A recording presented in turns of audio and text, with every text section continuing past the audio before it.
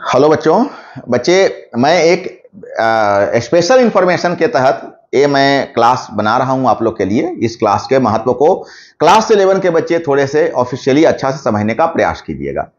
बच्चे, आप लोग के लिए जैकबोर्ड ने एक इंपॉर्टेंट अपडेट्स दे रखा है। आप लोग के लिए एक इंपॉर्टेंट अपडेट्स है बच्चे। ये इंपॉर्टेंट अपडेट्स क्या है आप अच्छा से समझिएगा। ये आप लोग के बहुत सारे बच्चों के बहुत तरह का कंफ्यूजन चल रहा था कि सर मेरा एग्जामिनेशन कैसा होगा, सर एमसीक्यू होगा, शॉर्ट क्वेश्चन आएंगे, लॉन्ग क्वेश्चन आएंगे। बहुत तरह का कंफ्यूजन हमारे बच्चों के मन में था क्योंकि उनके स्कूल में जो टेस्ट हो रहे हैं, सैटरडे का सैटरडे जो टेस्ट होता है, जो रेल प्रोजेक्ट करके जो टेस्ट बच्चों को होता है, उसमें 2 मार्क्स 3 मार्क्स 5 मार्क्स सारे क्वेश्चंस वहां पर भेजे जा रहे हैं।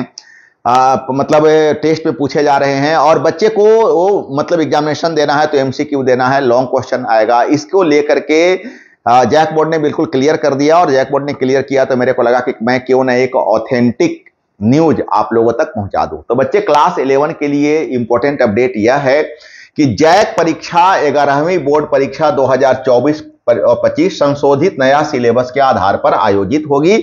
बच्चे, सिलेबस में रिवाइज हुआ है, सिलेबस में कुछ कुछ काटछाट हुआ है, रिवाइज हुआ है। सिलेबस में मैं आपके सामने अभी रख दे रहा हूं। तो इस सिलेबस के बेस पर एग्जामिनेशन होगा। सबसे पहला बात तो यह है कि न्यू सिलेबस के बेस पर एग्जामिनेशन होगा। यह पहला बात हुआ। दूसरा बात हुआ कि परीक्षा में संपूर्ण सिलेबस से प्रश्न पूछे जाएंगे। दूसरा इंपॉर्टेंस अपडेट ये है कि आपका जो फाइनल एग्जामिनेशन होगा उस फाइनल एग्जामिनेशन में 100% सिलेबस को मतलब क्या है कवर करना होगा। 100% सिलेबस, फुल सिलेबस से क्वेश्चन आएंगे। दूसरा आपके लिए अपडेट ये है, चैप्टर 1 से चैप्टर 14 तक ये मैं अभी आपको दिखाने जा रहा हूं। टोटल 14 चैप्टर पढ़ना है। किस किस चैप्टर में क्या पढ़ना है मैं ज्यादा लंबा तो नहीं बना पाऊंगा। अगर सारे के सारे टॉपिक्स में चर्चा करूंगा तो घंटों का एक क्लास वीडियो हो जाएगा जो आप लोग के लिए बोरिंग हो जाएगा। तो फिर बेटा मैं केवल थोड़े से शॉर्ट्स में आपको बताऊंगा। उत्तीर्ण होने के लिए 33% अंक प्राप्त करना आवश्यक है। ये मैं आपको पहले बता दूं कि आपका जो एग्जामिनेशन होगा वो 40 मार्क्स का होगा, 40 नंबर का होगा। 40 क्वेश्चंस रहेंगे टोटल, 40 क्वेश्चंस रहेंगे टोटल और सारे के सारे क्वेश्चंस 1 नंबर के रहेंगे, 1 मार्क्स के रहेंगे। इस प्रकार से टोटल 40 मार्क्स का आपका एग्जामिनेशन होगा, 40 मार्क्स का एग्जामिनेशन होगा। बच्चे, आपका 1.5 घंटे का समय आपको दिया जाएगा। ये मैं सारा का सारा बात आपको क्लियर कर देता हूं। और आपको पास होने के लिए अगर 33% का जरूरत है तो लगभग 4 या 12 13 14 नंबर के आसपास 14 मार्क्स या 15 मार्क्स राउंड फिगर में रखिए तो आपको पास होने के लिए 15 मार्क्स का जरूरत पड़ेगा। 15 नंबर अगर आप 40 में लाते हैं तो आप पास करेंगे। ये हो गया आपका थर्ड अपडेट। नेक्स्ट अपडेट आपका है कि जैक परीक्षा 11वीं बोर्ड परीक्षा ओएमआर सीट में ली जाएगी। मतलब आपका जो एग्जामिनेशन होगा उसके लिए आपको ओएमआर सीट मिलेगा। ओएमआर सीट का मतलब आप सभी बच्चे जानते हैं और हमारे यहाँ जो ऑफलाइनर बच्चे हैं वो तो बिल्कुल अच्छे तरह से जानते हैं क्योंकि उनका जो मैं अपने यहाँ टेस्ट लेता हूं वो ओएमआर पर ही लेता हूं। ओएमआर में क्वेश्चन नंबर 1 2 3 ऐसे रहेंगे और यहां पर ए बी सी डी, इसके लिए घर, इसके लिए घर, इसके लिए घर, जो करेक्ट है उसको कलर करके देना है। ये ओएमआर शीट का प्रोसेस होता है। तो ऐसे आपके क्वेश्चन ओएमआर शीट पर 40 क्वेश्चंस के लिए अपना एक मार्किंग किया हुआ रहेगा और इसके लिए कॉलम बना हुआ रहेगा और अकॉर्डिंग टू आंसर आपको जो समझ में आता है उसके हिसाब से आपको कलर करके वहां पर जमा करना है। सॉरी बच्चे, this is the process of OMR. JAC 11वीं बोर्ड परीक्षा में ऑब्जेक्टिव प्रश्न पूछे जाएंगे। बिल्कुल एकदम से क्लियर कर दिया है। आप यहां पर देख लीजिए कि एकदम से ऑब्जेक्टिव प्रश्न पूछे जाएंगे, ऐसा आपको यहां पर एकदम से क्लियर बता दिया है बच्चे। तो मेरे समझ से यहां पर कोई कंफ्यूजन आपको नहीं होना चाहिए। अब आते हैं कि क्या आपको पढ़ना है। अब ये तो पढ़ लीजिएगा। अब एक्चुअली क्या है कि वो दिया हुआ है। यहां पर मैं सबसे पहले बता दूं कि आपको कितने चैप्टर पढ़ने हैं, आपको टोटल के टोटल कितने चैप्टर पढ़ने हैं। तो बच्चे, जो अपना जो सिलेबस है उसको 2 हिस्सा में हम लोग को समझने का बात होता है। 2 हिस्सा में, एक हिस्सा है यूनिट और एक हिस्सा है चैप्टर। ये दोनों में अंतर होता है। सबसे पहले हम लोग ये बात समझ लीजिए क्योंकि कुछ कुछ ऐसे यूनिट्स होते हैं जिसमें 2 या 2 से ज्यादा चैप्टर इंक्लूड किए हुए रहते हैं। हाँ, कुछ ऐसे भी यूनिट होते हैं जो एक ही चैप्टर के बने होते हैं। तो बेटा, चैप्टर और यूनिट का मतलब पहले आप एक बात समझ लो। मैंने बोला कि सिलेबस को समझने के लिए 2 भाषा है, एक है यूनिट और एक है चैप्टर। अगर बाय द वे कोई यूनिट है ऐसा जिसमें एक ही चैप्टर है तो उसमें कोई फर्क नहीं पड़ता है, लेकिन कुछ यूनिट ऐसे मिलेंगे जो उस यूनिट में 2 या 2 से ज्यादा चैप्टर इंक्लूड किए हुए रहते हैं, जोड़े हुए रहते हैं। जैसे बच्चे अगर मैं यहां पर देखूं, अगर यूनिट वाइज मैं आपको थोड़े सिलेबस समझाने का प्रयास करूं तो टोटल आपको यूनिट पढ़ना है कितना, तो 10। टोटल यूनिट कितना पढ़ना है, तो 10। लेकिन अगर मैं थोड़े चैप्टर वाइज आपको समझाने का प्रयास करूं चैप्टर वाइज, तो टोटल कितने चैप्टर आपको पढ़ना है, 15। टोटल 15 चैप्टर बच्चे आपको पढ़ाई करनी है, 15 चैप्टर आपको पढ़ाई करनी है ना। तो यूनिट और चैप्टर में सबसे बड़ा अंतर तो ये है। तो सबसे पहले आप आ जाइए कि क्या क्या पढ़ना है। तो अगर यूनिट 1 में और चैप्टर में मैं यहां पर बात करूं तो unit 1 physical quantity, physical word, आप शॉर्ट में इसकी यूनिट 1 डायमेंशन कहते हैं। लेकिन देख लीजिए बेटा, यूनिट 2 में 2 चैप्टर जोड़ा हुआ है, चैप्टर 3 और चैप्टर 4 यहां पर जोड़ा हुआ है यूनिट 2 में। उसी प्रकार से यूनिट 3 तो अकेला है लॉ ऑफ मोशन, लेकिन यूनिट 4 ये भी अकेला है, वर्क एनर्जी पावर। यूनिट 5 बिल्कुल अकेला है, motion of system of particles बिल्कुल अकेला है। यूनिट 6 ग्रेविटेशन है, हालांकि यहां तक आते आते चैप्टर 7 हो जाता है। तो बच्चे मैं ये बात बता रहा हूं आपको कि टोटल चैप्टर आपको जो पढ़ना है मैं अब देखिए, जैसे इस यूनिट में आ जाइए, यूनिट 7 में जिसका नाम है प्रॉपर्टी ऑफ बल्क मैटर, इसमें चैप्टर 9, चैप्टर 10 और चैप्टर 11 पढ़ना है ना।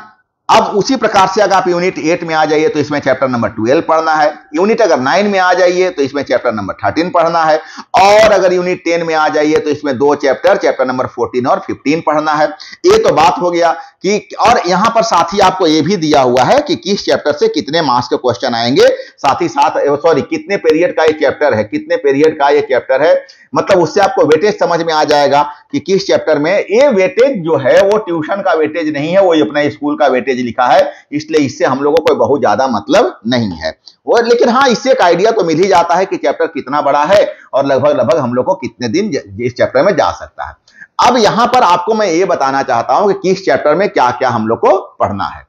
तो जैसे अगर चैप्टर 1 में बात कर लीजिए तो चैप्टर 1 में हमको यूनिट के बारे में पढ़ना है, एसआई यूनिट के बारे में पढ़ना है, फंडामेंटल और डेराइव यूनिट के बारे में पढ़ना है, डायमेंशन के बारे में हमको पढ़ना है और बहुत सारे डायमेंशन चीजों के विषय में हमको पढ़ना है। उसी प्रकार से अगर मैं काइनेमैटिक्स में आ जाऊं, काइनेमैटिक्स का मतलब होता है कि इसमें 2 चैप्टर इंक्लूड किया हुआ है, motion in a straight line chapter number 3 और chapter number 4 motion in a plane. आपको यहां पर पढ़ाई करनी है बच्चे।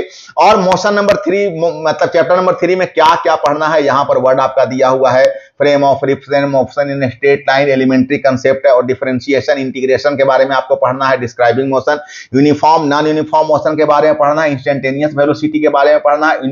ये सारे के सारे टॉपिक्स हैं। इतने सारे टॉपिक्स मैं पढ़ूंगा तो नहीं अभी, लेकिन मैं आपके सामने ओपन कर देता हूं, धीरे धीरे करके ओपन कर देता हूं, ताकि किसी बच्चों को अगर देखने का जरूरत हो तो बिल्कुल समझ में आ जाए। ऐसे आज के जमाने में सारे के सारे बच्चे तो इन चीजों को डाउनलोड करके रख लेते हैं, उनको डाउनलोड का तो पूरी इतना गूगल में ऑप्शन है कि इसको, लेकिन मैं आपको एक बार आपके सामने मैं पूरे के पूरे चीज को ओपन कर दे रहा हूं बच्चे। ये सारा का सारा चैप्टर हम लोग को पढ़ना है कि अगर वर्क एनर्जी पावर अगर मेरे पास आ जाए तो उसमें क्या क्या बात पढ़ना है। तो उसमें ये सभी बातें हम लोग को वर्क एनर्जी में पढ़ना है, work done by constant force, variable force, kinetic energy, work energy theorem, power, ये सारा का सारा बात हम लोग को पढ़ना है। और उसी प्रकार से अगर मैं चैप्टर नंबर यूनिट 5 में आ जाओ, यूनिट 6 में आ जाओ, तो ये सारे के सारे चैप्टर्स का नेम है, और ना केवल चैप्टर्स का नेम है बल्कि उन चैप्टर्स में क्या क्या चीज हम लोग को पढ़ना है ये भी हम लोग का जैक बोर्ड ने क्लियर कर दिया। बहुत बड़ा सिलेबस है बेटा, बहुत बड़ा सिलेबस है, बहुत ज्यादा पढ़ाई करने का जरूरत है, बहुत डिसिप्लिन क्लास करने का जरूरत है। अब एक बात मैं आपको और बता देता हूं, जैसे देखिए ये क्या क्या ऑसिलेशन और वेव दोनों मिलाकर 26 चैप्टर 26 लेक्चर में बोलता है खत्म कर दीजिए। 7 जन्म में 26 लेक्चर में खत्म नहीं होगा, 7 जन्म में खत्म नहीं होगा, इतना बड़ा चैप्टर है। तो जैक बोर्ड का क्या है, उनको क्या है, वो तो अपने स्कूल के टीचर्स के हिसाब से बना दिए हैं, बाकी तो ट्यूशन का तो एक अलग ही क्राइटेरिया होता है, बहुत ज्यादा लंबा समय लगता है। ये सब लंबे लंबे चैप्टर है बेटा, बड़े बड़े चैप्टर है, जिसमें इससे ज्यादा वक्त हम लोग को यहां पर देना होता है। तो बच्चे मैं ये जो क्लास आप लोग को बना रहा था, ये क्लास मैं इसी इंफॉर्मेशन के साथ आप लोग को बनाया बच्चे। और यहां से तो प्रैक्टिकल का मामला है जो मेरे लिए नहीं, वो तो स्कूल का लेना देना है, स्कूल वाले सर लोग उसके बारे में वो लें, वो आपको 20 मतलब 10 नंबर का प्रैक्टिकल आपसे पूछेगा।